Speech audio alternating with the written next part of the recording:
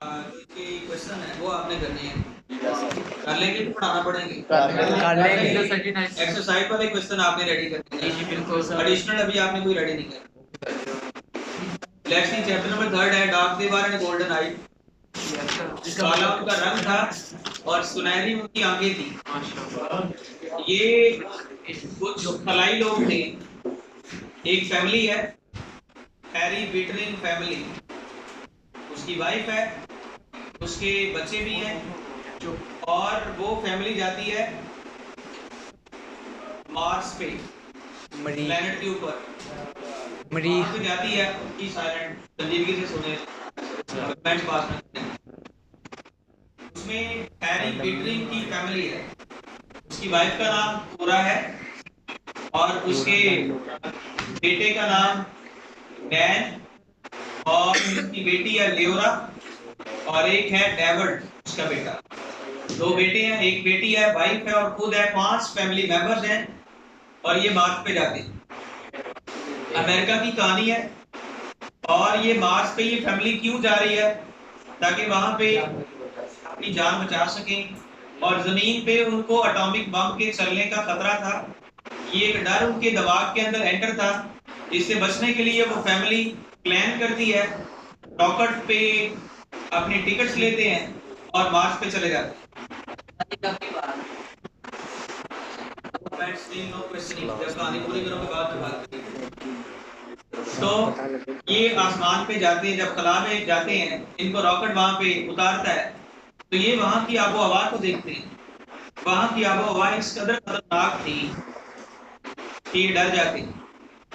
ये फौरन प्लान करते हैं कि वापस करते हैं, लेकिन तब तक वो रॉकेट वापस जा चुका था। अब इनको वहां पे स्टे करना था।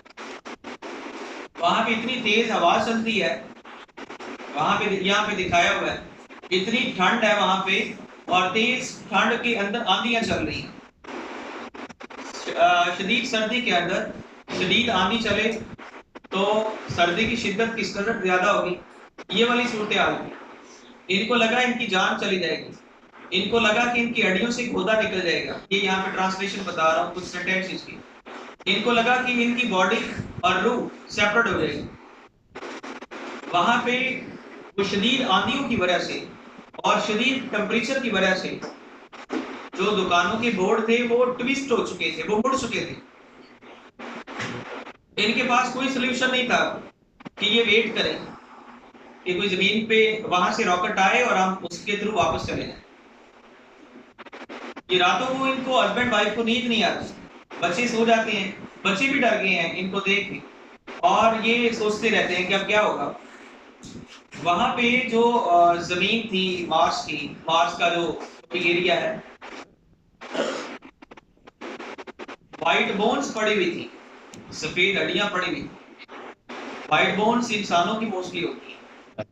वो व्हाइट बोन्स वहां पड़ी हुई थी जो बता रही थी कि यहाँ पे बहुत से इंसान पहले तबाह हो गए हैं शदीद टेम्परेचर की वजह से और आंधियों की वजह से। बहरहाल इन्होंने वहां पे झोपड़ी बनाई, वहां पे रहना शुरू किया। अचानक एक दिन इनका वो जो लियोरा इनकी बेटी है वो भागती भागती आई और कहा, मामा पापा जमीन पे जंग लग गई है और न्यूयॉर्क तबाह हो गया है। अमेरिका के शहर न्यूयॉर्क पे किसी ने अटैक किया है और वो तबाह हो गया। सारे खला में आने वाले रॉकेट भी तबाह हो गए। अब कोई खला में नहीं आएगा और हम कभी जमीन पे वापस नहीं जाएंगे। इसी दौरान ये फैमिली भी डर जाती है, यानी हैरी बिटरिंग और उसकी वाइफ का नाम कोरा, ये भी डर जाती है, बच्चे भी डर जाते हैं। इनको समझ नहीं आती कि अब क्या करेंगे। बहरहाल इसी हालत में छोड़ के हैरी बिटरिंग वो बाहर मोहल्ले में जाता है, तो दुकानों पे वो खला के लोग बैठे हुए थे। खलाई space people they were sitting there, वहां बैठे हुए थे, सब बातें कर रहे थे, गप्पे लगा रहे थे। उनको होश ही कोई नहीं था कि जमीन के ऊपर ये हो गया। ये वहां पे जाता है और इसका दिल किया कि मैं इनको कत्ल कर। वहां पे जाके उनको पूछता है कि आपको पता है जमीन पे क्या हुआ है? कहते हैं हाँ हमें पता है, वहां पे जंग लगी है और ये they take normal, they take it normal, इसको बिल्कुल नॉर्मल लेते हैं, टेंशन नहीं लेते। लेकिन वहां के लोगों की अचानक इन्होंने वहां की उनको देखा तो वो थे dark they were and golden eye, उनकी आंखें सुनहरी थी और तारीक उनका गहरा काला रंग था। और अचानक इन्होंने भी देखा कि जो जमीन से लोग वहां पे पहुंचे थे उनके रंग भी इसी तरह कन्वर्ट हो रहे थे। Dark they were turning to be, तो तारीक की वो भी काले हो रहे थे, उनकी आंखों के अंदर भी स्पॉट आ रहे थे और इस चेंज को देख के वो डर जाते हैं। पर फिर 5 साल के बाद वहां पे इसने प्लान भी किया कि मैं खुद रॉकेट बनाता हूँ। एक मेटल शॉप पे जाता है, वहां पे रॉकेट बनाने की कोशिश करता है, तो ढांचा सा बनता है, वो ये वापस आने की ट्राई कर रहा है, लेकिन इसी दौरान 5 साल बीत जाते हैं, कोई इसकी हेल्प नहीं करता। 400 डॉलर की उन्होंने इसको मेटल दिया जिससे ये खलाई जहाज बना रहा था, आता रहा वहां पे, उसका ढांचा सा खोखला सा बना था। 5 साल बीत जाते हैं तो जमीन से एक रॉकेट वहां पे आता है और अमेरिका की आर्मी के लोग उस रॉकेट से बाहर निकलते हैं और पूरे इलाके का कंट्रोल संभाल लेते हैं और वो कहते हैं वी आर द अमेरिकन्स, हम अमेरिकन हैं and we came here to save you people, हम यहाँ पे आपको बचाने के लिए आए। अमेरिका अपने लोगों के पास जाके अमेरिकन सोल्जर कहते हैं आपको खला के लोगों ने तंग तो नहीं किया, किसी ने आपको नुकसान तो नहीं पहुंचाया, किसी ने आपको हिरास तो नहीं किया, ऐसे क्वेश्चनिंग करते हैं। तो वो कहते हैं नहीं, यहाँ के जो खला के लोग हैं बड़े अच्छे हैं, बड़े दोस्ताना रहते हैं, लड़ाइयाँ झगड़े नहीं होते, बहरहाल सेटिस्फाई हो जाते हैं और यहाँ पे कहानी एंड अप होती। असल में इस कहानी में दिखाया गया है कि जमीन पे रहने वाले कुछ लोग डरते हैं कि जमीन पे एटॉमिक बम चल गया तो सब मर जाएंगे, तो जान बचाने के लिए उनके माइंड में डिफरेंट आइडियाज आते हैं कि हम किसी तरीके से यहाँ से निकल नहीं सकते, इस कुर्रे से, इस जमीन से। तो सोचते हैं किसी और प्लेनेट पे चले जाते हैं जहाँ पे इस तरह की जंगें ना हो। ये जंगों से बचाव का एक मैसेज है, ये जंग से डर का भी एक मैसेज है और यहाँ पे एक कंपैरिजन भी है कि ये दुनिया, यहाँ के लोग बड़े झगड़ालू और एक दूसरे के साथ जुल्म और ज्यादती करने वाले, एक दूसरे को कत्ल करने वाले जमीन के इंसान हैं, और खला के इंसान वो बड़े पीसफुल हैं, बड़े पुरअमन हैं, ना वो लड़ते हैं। ये एक इमेजिनरी स्टोरी है जिसके अंदर कंपैरिजन करके दिखाया गया है कि अगर कहीं पे कोई और मखलूक हो तो ऐसा नहीं करती जैसे जमीन के ये इंसान आपस में कर रहे हैं। आपके सामने की चीज आप देखें, ये बर्मा के अंदर क्या हुआ था, सोशल मीडिया के अंदर आप देख रहे थे कि लोगों के किस तरह उनके पीसीस को कट किया गया और अनडिस्क्राइबेबल पिक्चर है। और क्या कुछ हो रहा है गजा के अंदर, पैलेस्टाइन फलस्तीन के अंदर, और अफगानिस्तान में क्या हुआ, इराक में क्या हुआ। इंसान ही इंसान को कत्ल कर रहा है, मजहब की बुनियाद पे, नस्ल की बुनियाद पे, और इंतहा करके रख दिया इंसान ने इंसान को मारने। कोई जानवर भी इस तरह अपनी नस्ल को खत्म नहीं करता जैसे इंसान अपनी ही नस्ल को मार देता। कोई इवन के लायन एंड टाइगर आपने नहीं देखा होगा कि एक लायन ने 1000 लायंस को मार दिया, ऐसा नहीं होता। उनकी लड़ाई बड़ी 1 to 1 होती है, अगर हो भी जाए तो वो इतना कत्लो गारत नहीं करते। और यहाँ पे अगर आप 1945 का वाकया नागासाकी वाला अगर आपने कहीं पे सुना हुआ है, 9 अगस्त 1945 में नागासाकी पे अमेरिका ने एटॉमिक बम चला दिया और एक दिन में 1 लाख से ज्यादा इंसानों का कत्ल कर दिया, उनको जला के राख कर दिया। तो ये इंसान की तारीख में लिखा हुआ है कि इंसान ही इंसान को लाखों की तादाद में मार देता है और किसी जानवर, किसी डंगर के अंदर ऐसी सिफत नहीं है कि वो अपने जानवरों की नस्लों को खत्म कर दे। लेकिन इंसान जो अपने आप को क्लोन ऑफ क्रिएशन कहता है वो इस तरह की तबाही बचाता है। This is a story. ये लेसन भी था, मैंने कुछ ज्यादा लेसन बता दिया इसका। लेट्स सी इसका टेक्स्ट पहला पेज पढ़ते हैं और फिर मैं पिछले चैप्टर के क्वेश्चन को आपको उस पे डिस्कस करता हूं। The rocket metal cold in the meadow winds. Rocket की जो मेटल है, मेटल कहते हैं धात, cold in the meadow wind. Meadows, meadow कहते हैं सब्जाजार को, विंड्स आंधियों को कहते हैं। वहां पे तेज आंधी चल रही थी और जो रॉकेट इनको वहां पे लेके गया मार्स पे, वो रॉकेट की ऊपर वाली जो सरफेस थी इस कदर ठंडी हो गई थी, it's lid gave a bulging form. जब उसके तख्ते प्लैंक्स को खोला गया या बारियों को खोला गया, विंडोज को खोला गया, तो वहां पे एक बल्जिंग फॉर्म, एक डस्ट का धमाका सा हुआ। इतनी डस्ट वहां पे उड़ जाती है। From its clock interior stepped a man, अंदर से एक आदमी ने बाहर कदम रखा, उसके पीछे अ वुमन, और उसके पीछे 3 चिल्ड्रन, 5 मेंबर्स की फैमिली रॉकेट से बाहर निकलती है। The other passengers belt away across the Martian window, बाकी आदमी भी, जो मुसाफिर और भी बैठे हुए थे रॉकेट्स में, वो भी निकले और वो इधर उधर बिखर जाते हैं, सब अपने अपने घरों की तरफ, कॉटेजेस की तरफ चले जाते हैं। अक्रॉस द मार्टियन मिडो, मार की जो मिडोस मतलब सब्जादार जो मार के मैदान थे, कोई इधर को चला गया, कोई उधर को चला गया। Living the man alone among his family, जो बाकी मुसाफिर थे उन्होंने इस आदमी को इसकी फैमिली के साथ छोड़ा और चले गए। The man felt his hair flutter and tissues of his body draw tight as if they were standing at the center of a vacuum.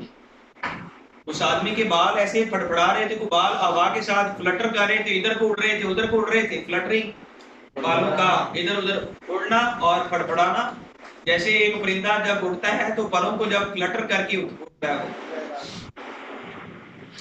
And the tissues of his body draw tight as if, और उसकी body की जो tissues थी वो tight हो जाती, मतलब उसकी बॉडी के अंदर एक तनाव आ जाता है।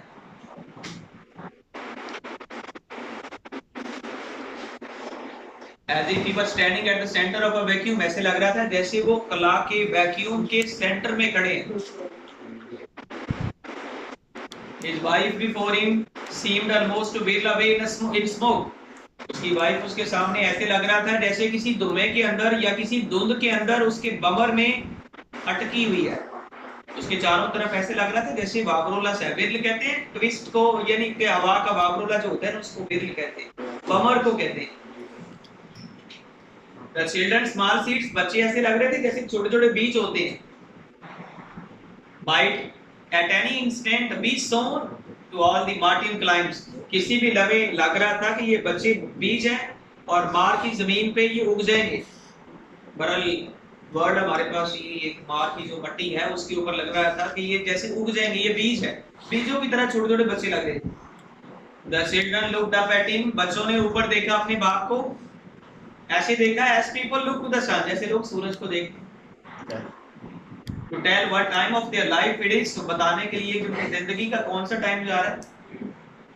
His face was cold, उसका चेहरा भी सर्द हो गया, इस कदर सर्दी थी।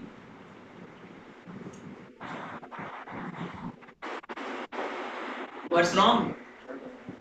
Asked his wife, उसकी वाइफ ने पूछा क्या गड़बड़ है, यहाँ पे तो आबो हवा बड़ी खतरनाक है। ये सवाल है कि मार्स की आबो हवा बयान करें, ये टेक्स्ट के अंदर सवाल है। Describe the climate of the Mars, Mars का आबो हवा बयान करें। यहाँ पे आबो हवा की वजह से ये डर जाते हैं। तेज आंधी, शदीद सर्दी, हड्डियों का, वाइट हड्डियों का इधर उधर बिखरे होना और दुकानों के साइन बोर्ड्स का उड़ जाना, ये तो डर जाते हैं। मैंने कुछ वर्ड पहले बोले थे, ऐसे इनको लगा जैसे इनकी हड्डियों से गोदा निकल जाएगी, जैसे इनकी बॉडी से रूह निकल जाएगी, जैसे इनकी शनाख्त भी खत्म हो जाएगी। ये सेंटेंसेस की ट्रांसलेशन है। Let's go back to the on the rocket, चलो वापस चलते हैं रॉकेट पे। देख के पहले इंप्रेशन में डर जाते हैं। गो बैक टू अर्थ, जमीन पे वापस जाना है। यस लिसन, हाँ मेरी बात सुनो। The wind blew as if to flake away their identities. The wind blew, हवा ऐसे चली, as if जैसा कि to flake away their identities, उनकी शनाख्तों को बहा के उड़ा के ले जाएगी। इतनी तेज हवा थी कि इनको लगा कि इनकी शनाख्त ही वो उड़ा के ले जाएगी। आंधी उड़ा के ले जाना, बहा के ले जाना या उड़ा के ले जाना। At any moment the Martian might rise sound from him. At any moment, किसी भी लम्हे मार की हवा उनके जिस्मों से रूह को अलग कर देगी। As marrow comes from a white bone, जैसे गोदा निकलता है सफेद हड्डी से। He felt submerged in a chemical, उन्होंने महसूस किया जैसे वो सबमर्ज हो गए हैं, मतलब हल हो गए हैं इसमें, इन अ केमिकल, एक केमिकल में। That could dissolve his intellect, जो उनकी जहानत को भी अपने अंदर हल कर लेगा, डिजॉल्व हल कर लेना। And burn away their past, और उनका माजी भी, and burn away his past, और उसका माजी भी जला के राख कर देगा। ये इंपॉर्टेंट पैराग्राफ है, पेपर में, आपका पेपर्स में आया भी। They looked at the Martian hills, उन्होंने मार की पहाड़ियों को देखा जिनके ऊपर सब्जा उगा हुआ था।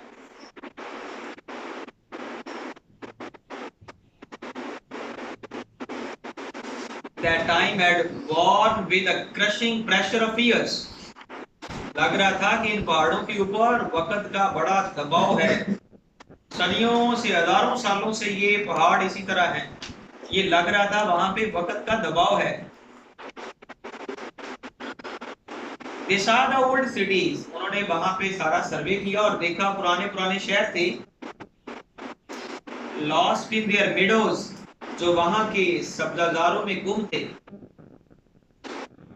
Lying like children's delicate bones among the blowing flakes of grass, लहराते हुए घास के दरमियान बच्चों की वाइट हड्डियां पड़ी हुई थी।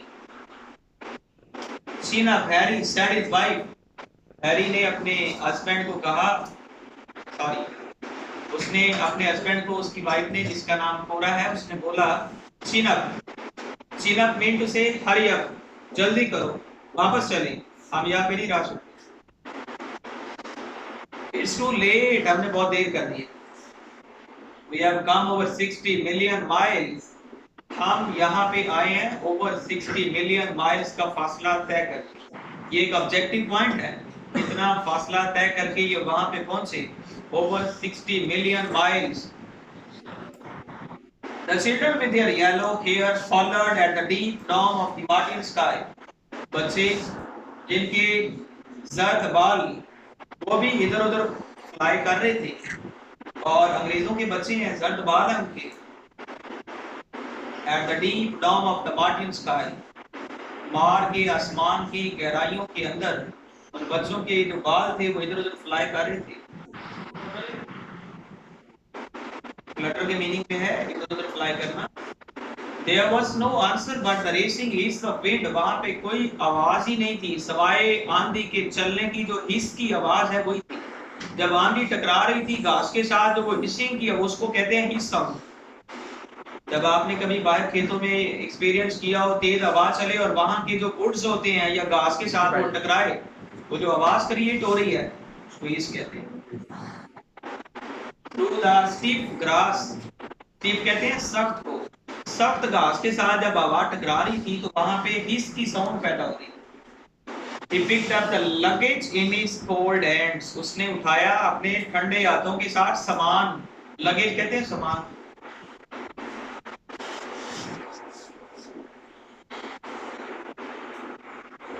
Here we go, हमने इधर को जाना है, he said, उसने कहा। A man standing on the edge of a sea, एक बंदा खड़ा था समंदर के किनारे पे। एड से मुराद किनारा। Ready to wade in, वो तैयार था उसके अंदर डूबने के लिए, गायब होने के लिए। Wade in डूबना या गायब हो जाना, disappear हो जाना, ये इसका synonym.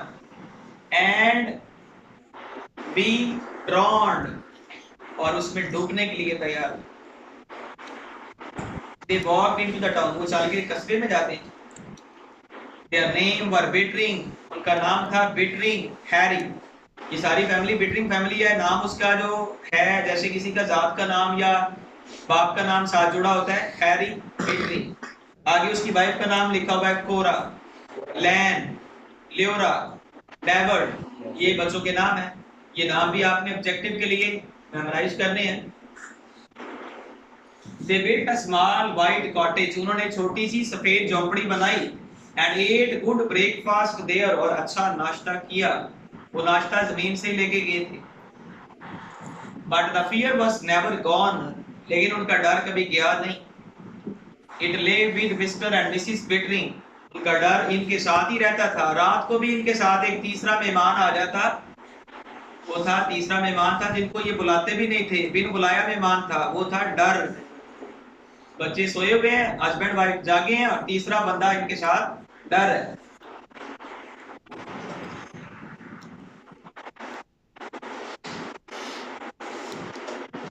It lay with Mr. and Mrs. Bettering and a third unbidden partner, और तीसरा बिन बुलाया इनका जो पार्टनर था वो था एट एवरी मिडनाइट टॉक, हर आधी रात को जब ये बातें करते तो आ जाता। एट एवरी डॉन अवेकनिंग, हर सुबह जब ये जागते तब भी आ जाता, वो था डर। I feel like a salt crystal, मुझे एक साल्ट क्रिस्टल महसूस होता है, यानी नमकियात छोटे छोटे जर्रे जो चमकदार हैं वो नजर आ रहे हैं फजा के अंदर, जैसे पोलन होते हैं, ग्रेन्स होते हैं छोटे छोटे, क्रिस्टल नमा छोटे छोटे मुझे ये कहता है कि नमकियात नजर आते हैं। ही सेड, उसने कहा, इन अ माउंटेन स्ट्रीम, पहाड़ की नदी के अंदर, बीइंग वॉश्ड अवे, वो जाके वॉश्ड अवे हो जाते हैं, उसके अंदर मिक्स हो जाते हैं। We don't belong here, आपस में बातें कर रहे हैं हस्बैंड एंड वाइफ कि हमारा यहाँ से कोई ताल्लुक नहीं, हम जमीन के लोग हैं, हमारा अपना एक जो डिफेंसिव सिस्टम है, हम जमीन के लोग हैं, हम इतनी सर्दी बर्दाश्त नहीं कर सकते, हम नाजुक हैं, यहाँ के लोग यहाँ के आदि हैं। आई फील, उसने कहा we don't belong here, we are earthen people, we are earth people, हम जमीनी लोग हैं। this is Mars, और ये मार्स है। it was meant for the Martians, ये मार्टियंस के लिए बनाया गया है। for heaven's sake, खुदा के लिए। कोरा, let's buy tickets for home, आओ टिकट्स खरीदते हैं और घर चलते हैं। just एक लाइन और पढ़ के इसको। But she only shook her head, उसने अपना सर हिलाया नफी में। ये हमने बटन में पढ़ा है, शू कैसे कहते हैं, ऐसे सर हिलाया। One day the atomic bomb will fix the earth, इस पूरे कहानी का, सारे चैप्टर का सबसे इम्पोर्टेंट फिक्रा ये है, और सबसे इम्पोर्टेंट सवाल भी इसी का बनेगा कि ये फैमिली वहां पे क्यों जाती है, उसका जवाब यहाँ पे ये है। One day the atomic bomb will fix the earth, एक दिन एटॉमिक बम दुनिया को फिक्स करके रख देगा, तबाह करके रख देगा। Then we shall be saved here, फिर हम यहाँ पे बच जाएंगे। अपना बचाव करने के लिए ये उधर जाते हैं। बटन का मैं एक दफा फिर उसके जो सिनेमा है उसको भी कर देता हूँ, और उसके जो क्वेश्चन है वो भी जरा एक दफा उसका खुलासा टाइप बता देता हूँ एक एक का।